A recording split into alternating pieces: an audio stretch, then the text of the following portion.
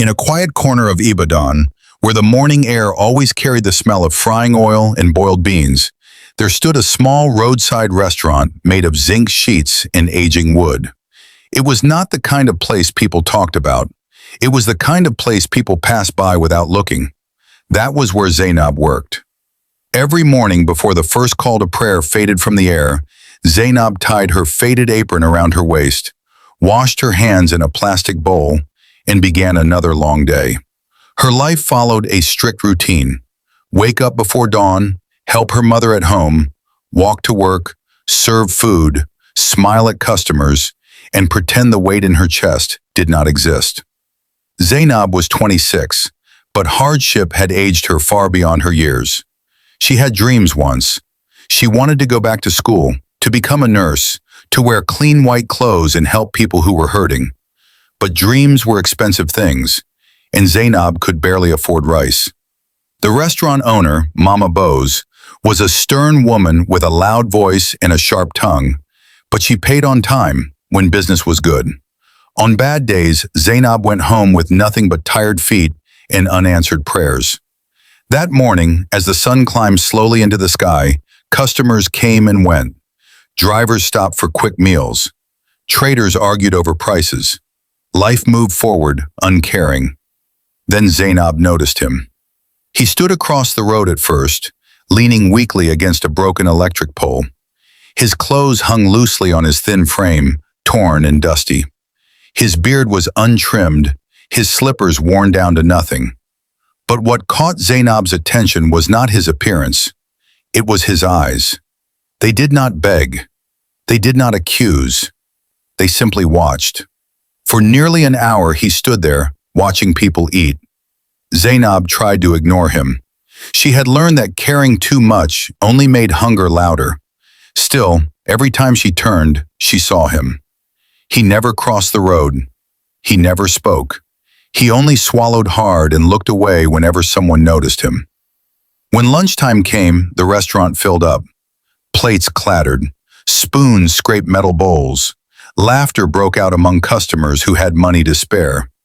That was when the man finally stepped forward, slowly, carefully, as if afraid the ground itself might reject him. He stopped at the entrance and cleared his throat. "Please," his voice was hoarse, "is there any leftover food? Even just soup?" The restaurant fell silent. Mama Bose looked up sharply. "This is not a charity house," she snapped. "Go away before customers complain." The man nodded quickly. "I understand. I'll go." As he turned to leave, something tightened in Zainab's chest. She remembered nights when she had gone to bed with only water in her stomach. She remembered her father, sick and weak, pretending not to be hungry so his children could eat. She remembered what it felt like to be invisible. Before she could stop herself, she spoke. "Mama, please wait." Mama Bose frowned. "Zainab, what is it?" Zainab swallowed. Her heart pounded. "I will pay for his food." The woman laughed sharply. "With what money?" Zainab reached into her pocket and pulled out a crumpled note, her lunch money for the day, the only money she had until evening. "I don't need to eat," she said quietly. "He does." The man stared at her, shocked. "My sister, no, I don't want to cause trouble." Zainab smiled gently. "Please, sit down." Reluctantly, the man sat. Zainab served him a full plate, rice, stew, and meat. Not leftovers, not scraps, a full meal. As he ate, tears slipped silently down his face, landing in the food he tried so hard to finish with dignity. When he was done, he stood slowly. "May God remember you," he said. "May he lift you when you least expect it." Zainab nodded, embarrassed. "Safe journey, sir." She watched him walk away, her stomach empty but her heart strangely full. That night, Zainab went home hungry. She lay on her thin mattress listening to the sounds of the neighborhood, children crying, radios playing, generators humming. She whispered a prayer she had said many times before. "God, I am tired." She did not know that by the next morning, her life would begin to change in ways she could never have imagined.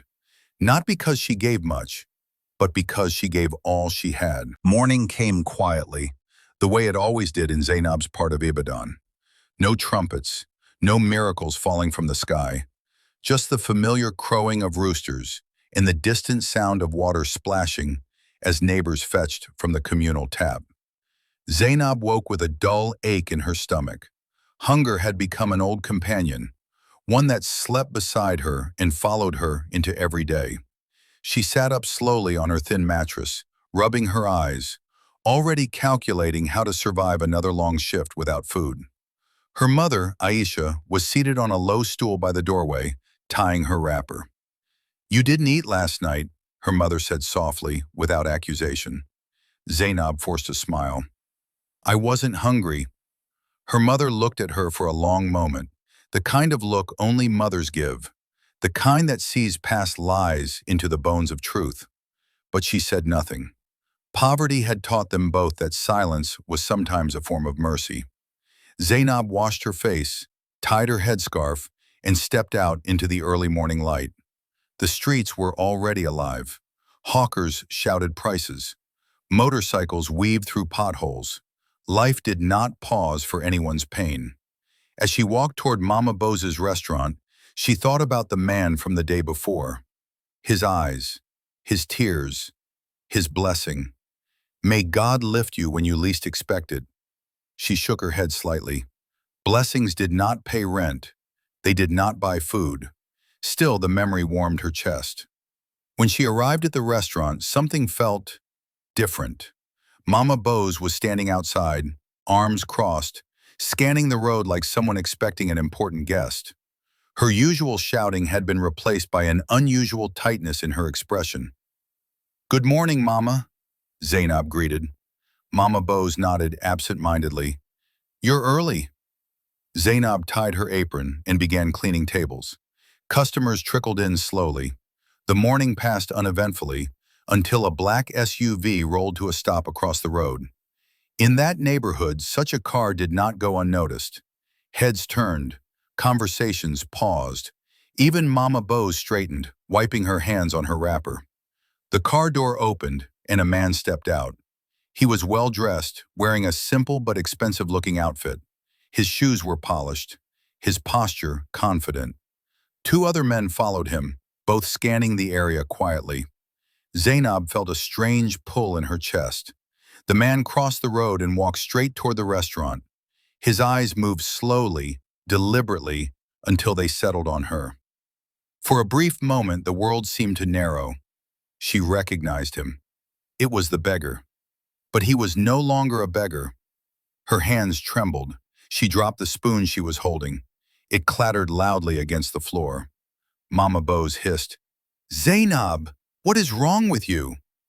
The man smiled gently. The same eyes, the same calm presence. Only now they carried weight. "Good morning," he said politely. "I am looking for the young woman who served me here yesterday." Mama Bose's eyes widened. "Sir, was there a problem?" "No," the man replied. "There was kindness." The restaurant fell silent. Zainab stepped forward slowly. "Sir, it's me." He studied her face carefully, as though confirming something important. Then he nodded.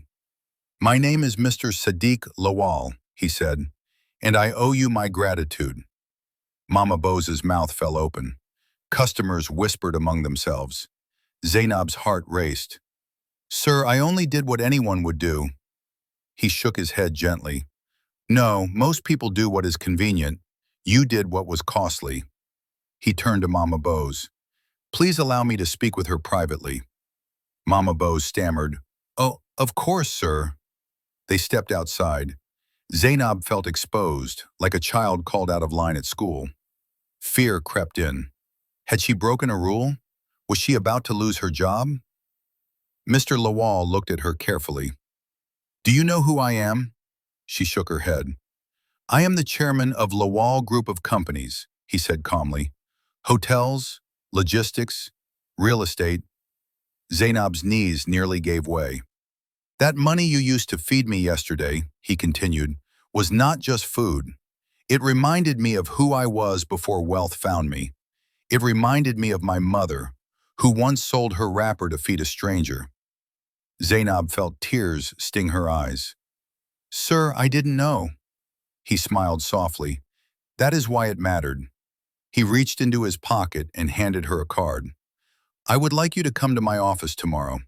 Not as a waitress, as a guest." Her breath caught. "Sir, I don't understand." "You will," he said. "This is not a reward. It is an opportunity." Before she could respond, he bowed his head slightly, a gesture so unexpected it stunned her. "Thank you," he said again. He turned and walked back to the SUV.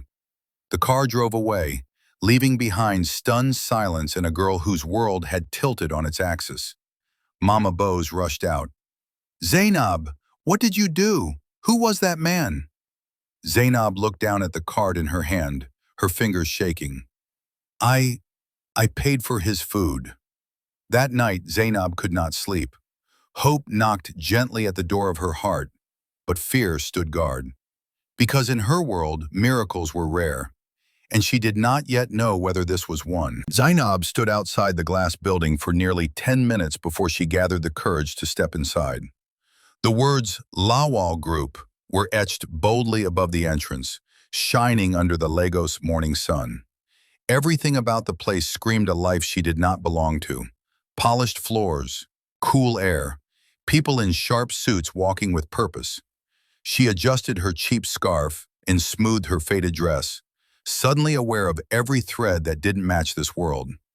Why would someone like me be here? She wondered. The receptionist looked up and smiled professionally. "Good morning. How may I help you?" Zainab swallowed. I was asked to come, Mr. Sadiq Lawal." The woman checked the computer, then looked up again, this time with surprise. "Ah, you're expected." Expected. That word followed Zainab as she was escorted into a waiting room that smelled of leather and fresh coffee. She sat on the edge of the chair, afraid to relax, afraid to stain something with her presence. Moments later, the door opened. Mr. Sadiq Lawal walked in, this time without guards. He wore a simple, traditional kaftan. The power around him was quiet, but unmistakable. "Welcome, Zainab," he said warmly. "Thank you for coming."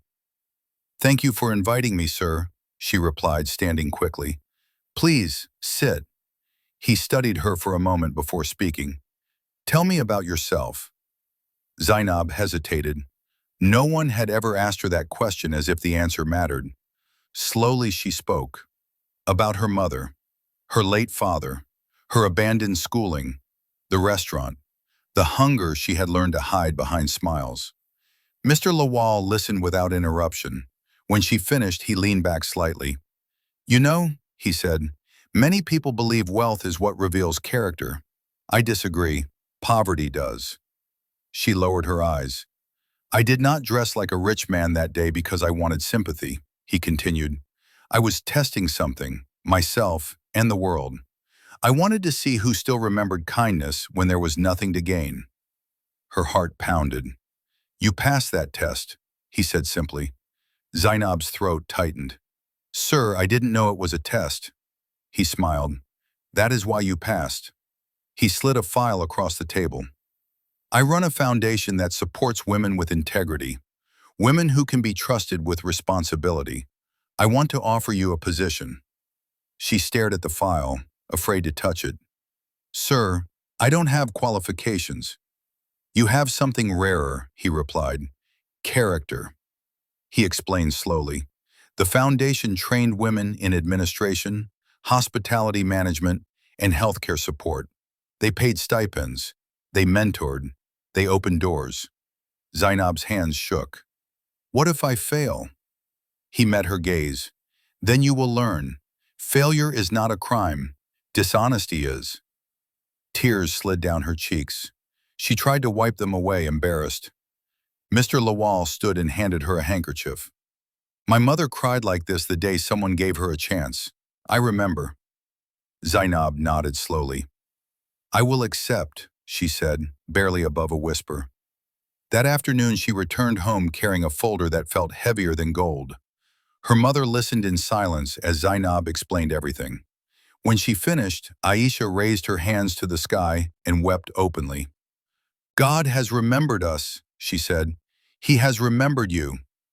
Zainab started the program the following week. She learned how to use computers, how to speak with confidence, how to manage tasks. It was hard. She doubted herself often. There were days she wanted to run back to the safety of invisibility. But every time she remembered the plate she had paid for and the life that plate had unlocked, she was no longer just surviving. She was becoming. Change did not arrive loudly in Zainab's life. It crept in slowly, testing her balance, challenging everything she thought she knew about herself. The first weeks at the Lowell Foundation were overwhelming. Zainab woke up earlier than ever, not to scrub floors or carry plates, but to sit in classrooms with women who spoke confidently and dressed neatly. Some had diplomas, some had degrees. All seemed to belong. She did not. At least that was how it felt. Her hands trembled the first time she touched a computer keyboard. The letters looked unfamiliar, the screen too bright. When asked to introduce herself during orientation, her voice shook so badly she could barely finish her name. That night, she cried quietly so her mother would not hear. But each morning, she returned. She listened more than she spoke. She practiced in silence. She stayed late to repeat lessons others mastered quickly. Pride had no place in her new life, only persistence. Some of the women noticed. A few were kind, offering help without judgment. Others whispered behind her back, wondering why someone like her had been chosen. Zainab pretended not to hear, but the words sometimes followed her home like shadows. One afternoon during a break, a woman named Funka leaned over and asked, "How did you even get in here?" Zainab paused. "I was given a chance." Funka scoffed softly. "By who?" "By God," Zainab replied quietly. That answer ended the conversation. Weeks turned into months. Slowly, almost imperceptibly, Zainab began to change. Her posture straightened, her voice steadied. Her confidence grew, not from praise but from competence. Mr. Lawal observed everything from a distance. He never intervened, never favored her openly. He believed that growth had to be earned, not gifted. Then came the first real test. The foundation partnered with one of Lawal Group's hotels for a large charity event. Trainees were assigned roles. Zainab was placed at the reception desk, a position that required calm, clarity, and confidence. She panicked. That role was visible. Mistakes would be seen. Judgment would be swift. The night before the event, she barely slept. On the day itself, guests arrived in waves, well-dressed men and women who spoke fast and expected perfection. A small error could turn into humiliation. At first, Zainab's hands shook. Then something inside her settled. She remembered the man at the restaurant, how he had eaten slowly, carefully, with dignity. She remembered choosing compassion over fear. And she breathed. She welcomed guests warmly. She answered questions clearly.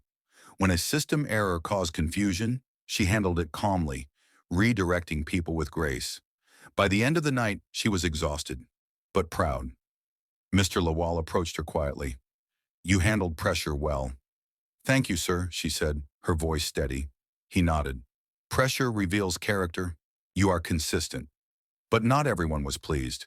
The attention Zainab received stirred resentment. Whispers grew louder. Some felt she was rising too quickly. Others assumed favoritism. Then came the offer. One evening, Funk approached her privately.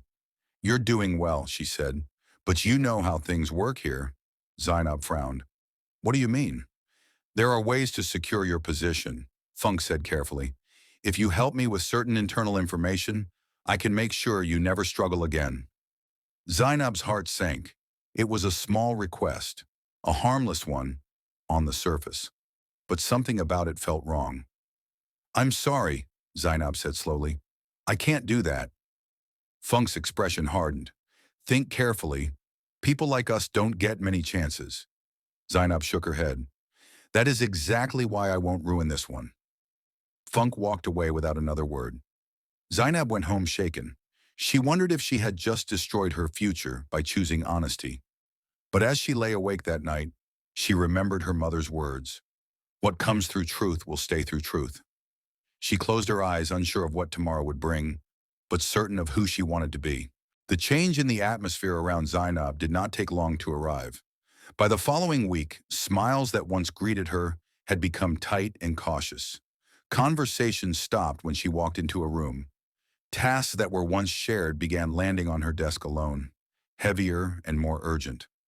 Zainab understood without being told. She had said no. In a world where shortcuts were often celebrated, her refusal had made her an outsider. Still, she worked. She arrived early, left late, and double-checked everything she touched. Not because she wanted to prove anything, but because fear whispered that one mistake could be used against her. One afternoon, she was summoned to the administrative office. Her heart thudded as she walked down the corridor. Inside, two supervisors sat stiffly. Files were stacked neatly on the table. "Zainab," one of them began, "there are concerns about your conduct." Her stomach tightened. "Concerns, sir?" "You have been accused of accessing information beyond your clearance," the man continued. Zainab felt the room tilt. "That's not true." The second supervisor sighed. "We'll investigate. But until then, you're placed on temporary suspension." The word hit her like a slap. Suspension meant no stipend, no transport allowance, no safety net. She walked out of the building in a daze. At home, she told her mother everything. Aisha listened quietly, then reached for her daughter's hands. "You did not steal," she said firmly, "so you have not lost."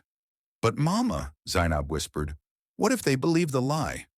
"Truth does not shout," her mother replied. "It waits." Days passed. Zainab stayed home, replaying every moment in her head. Doubt crept in. Should I have kept quiet?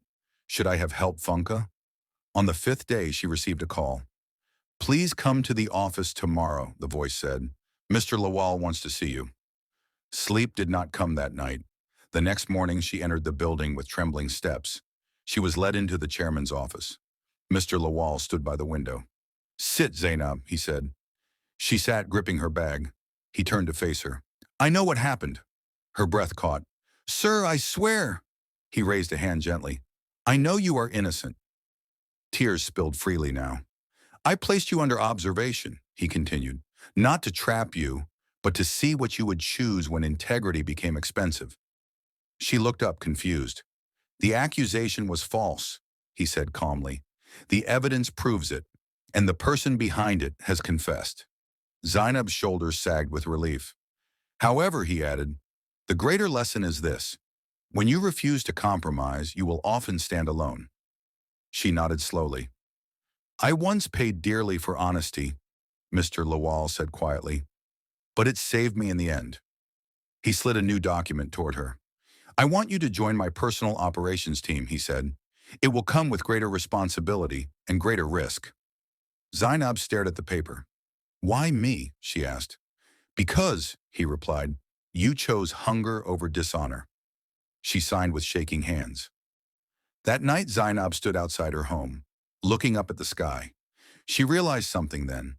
Kindness had opened the door. Integrity was keeping it open. Zainab's new role came with a silence she was not prepared for. No applause, no public announcement, no visible promotion. She was simply moved. A new desk, new access, new responsibilities that touched sensitive parts of the Lawal Group's operations, procurement reviews, internal reports, vendor assessments, things that mattered quietly but deeply. At first, Zainab worked with careful precision. She read every document twice. She asked questions when unsure. She knew one wrong step could undo everything. But danger rarely announces itself loudly. It arrives disguised as trust. One afternoon, a senior manager named Mr. Tayo invited her for a meeting. He spoke warmly, praised her diligence, and spoke of big-picture loyalty. "You are close to the chairman," he said casually. "That kind of position attracts enemies." Zainab listened cautiously. "There's an upcoming audit," he continued. "Certain numbers may raise unnecessary questions. If adjusted properly, they protect the company's image." Zainab's heart tightened. "I don't understand," she said carefully. He leaned forward. "We are not stealing. We are smoothing." She knew that word. It was the word people used to make wrong things sound harmless. I can't do that, she said quietly. Mr. Tayo's smile faded. Think carefully. People who refuse to cooperate often don't last. Zainab went home shaken. The next week, the audit exposed discrepancies. Whispers spread quickly, and once again, Zainab's name surfaced, this time louder. An anonymous report accused her of leaking information to external auditors. She was called in. Her access was revoked. Security escorted her out. This time, there was no suspension. She was terminated. The news traveled fast. Some whispered that her rise had been a mistake. Others said she had always been too righteous. A few avoided her entirely. Zainab returned home in silence. She did not cry at first. She stared at the wall, her future collapsing quietly in her mind. Her mother held her. You did right, she said softly. But it hurts, Zainab whispered. Yes, her mother replied. Truth often does. Weeks passed. Money ran out. Opportunities disappeared. Calls went unanswered. Zainab considered returning to Mama Bosa's restaurant. Then one morning, her phone rang. It was Mr. Lawal. Come to my house, he said simply. She arrived unsure, heavy-hearted. He met her at the door himself. They thought they buried you, he said. They didn't know you were a seed. He revealed everything. The audit had been a trap for corruption, not for her. Those who tried to manipulate numbers had exposed themselves. They needed someone honest in the middle, he said, and you stayed clean. Zainab wept openly. I lost everything, she said. He shook his head. No, you shed what could not follow you. He handed her a sealed envelope. Tomorrow, he said, your story will change again. The morning air felt heavier than usual as Zainab stepped out of the house. She had not slept. The envelope Mr. Lawal gave her lay untouched on the small table beside her bed, its contents unknown but powerful enough to keep her awake all night. Fear and hope wrestled inside her chest. At exactly 8 o'clock, she arrived at the Lawal Group headquarters. This time, she was not escorted through side corridors. She was led into the main conference hall. Executives filled the room. Lawyers sat quietly along the walls. Faces that once avoided her now watched closely. Mr. Lawal entered last. He did not sit. He stood. Today, he began calmly, we conclude an investigation that began months ago. A screen lit up behind him. Documents appeared, emails, transaction logs, recorded conversations. The room stiffened. Names were mentioned, not Zainab's. Mr. Tayo's face drained of color. The attempt to manipulate financial records, Mr. Lawal continued, was deliberate. The attempt to blame an innocent employee was criminal. Silence pressed heavily. He turned to Zainab. This young woman, he said, refused to compromise when many chose convenience. She paid the price alone. He faced the room again. Effective immediately, those involved are dismissed and will face legal action. Some heads bowed, some eyes hardened. Then Mr. Lawal did something no one expected. He invited Zainab forward. This company, he said, will no longer promote talent alone. It will promote character. He announced her reinstatement, not to her old position, but to a new role, Director of Ethical Compliance. The room erupted in stunned murmurs. Zainab stood frozen. You will build systems, he said, that protect honesty, so no one else stands alone the way you did. Tears streamed down her face. I accept, she whispered. The story spread fast. News blogs picked it up. Social media buzzed. A former waitress who paid for a beggar's meal, now shaping corporate ethics. At home, her mother knelt in prayer. This is not just for you, she said. It is for everyone watching. That evening, Zainab finally opened the envelope. Inside was a letter and keys. Mr. Lawal had purchased a modest home in her name. Not luxury, stability. A note was attached. You fed me when I was hungry. Let this shelter remind you that kindness builds foundations. Zainab pressed the keys to her chest and cried. Not from pain this time, but from release. Her life had turned not because she chased wealth, but because she refused to lose herself. Years passed, but the memory of that single plate of food never left Zainab. She no longer wore a waitress's apron, yet she never forgot the weight of it around her waist. The way hunger had once shaped every decision. Power had entered her life quietly, and she carried it carefully, like something fragile, something sacred. Zainab arrived early to work, as she always did, not because she had to, but because she remembered what it meant to wait outside a door, hoping someone would notice. Under her leadership, the Ethics and Compliance Office became more than a department. It became a refuge. Whistleblowers were protected. Fairness was enforced. People learned that honesty no longer meant isolation. Mr. Lawal watched from a distance, satisfied. One afternoon, he invited Zainab for tea. "You know," he said, stirring his cup slowly, "people think I changed your life." She smiled softly. "Didn't you?" He shook his head. "You did, when you chose compassion while hungry." Zainab later returned to Ibadan. Mama Bose's restaurant still stood, older but stubborn. Zainab entered quietly, sat where the beggar once sat. She paid for every meal in the place that day. When Mama Bose recognized her, her eyes widened. "Zainab?" Zainab stood and bowed slightly. "Thank you for employing me when no one else would." She established a scholarship fund for workers' children in the area. No cameras, no speeches, only quiet impact. At home, her mother smiled more often now. Hunger no longer lived with them. Fear had moved out. One evening, Zainab stood by her window and watched the city lights flicker. She thought of that morning, the one that felt different. The truth was, her life did not change because a billionaire noticed her. It changed because she noticed someone else. And in doing so, she became the kind of person destiny was looking for.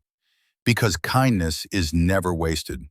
It only waits. Thank you for watching. Like, subscribe, comment, and turn on the notification bell for more interesting heartfelt stories from us.